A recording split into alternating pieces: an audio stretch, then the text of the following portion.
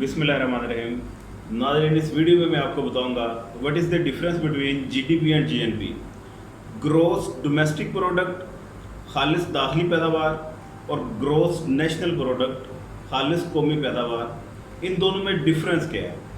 तो सबसे पहले बात करते हैं ग्रॉस डोमेस्टिक प्रोडक्ट की।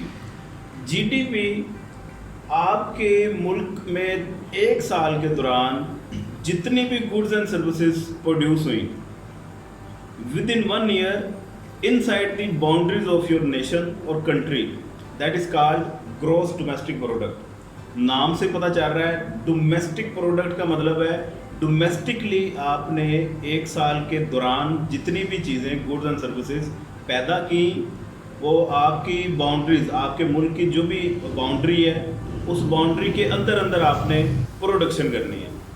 इस प्रोडक्शन को बोलेंगे ग्रॉस डोमेस्टिक प्रोडक्ट, खालिस दाखिली पैदावार। इसके बाद दूसरे नंबर पे कॉन्सेप्ट है ग्रॉस नेशनल प्रोडक्ट। इन दोनों में कंफ्यूजन होती है स्टूडेंट्स को अक्सर।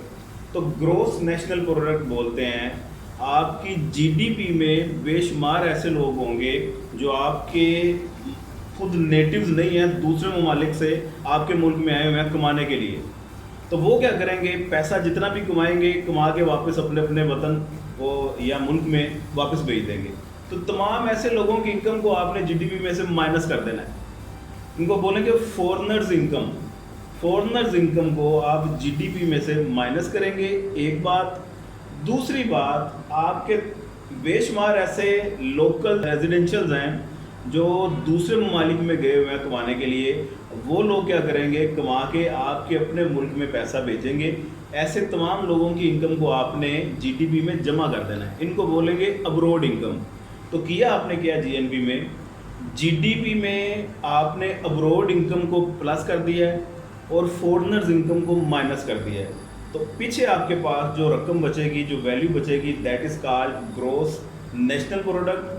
अब डेवलपिंग नेशन लाइक पाकिस्तान, इन ममालिक में ग्रॉस नेशनल प्रोडक्ट इसकी वैल्यू ज़्यादा होती है क्योंकि हमारे अपने मुल्क से दूसरे ममालिक में जाने वाले लोगों की तादाद हमेशा ज़्यादा होगी और दूसरे ममालिक से यहाँ पे आने वाले, आके कमाने वाले लोगों की तादाद हमेशा कम होती है।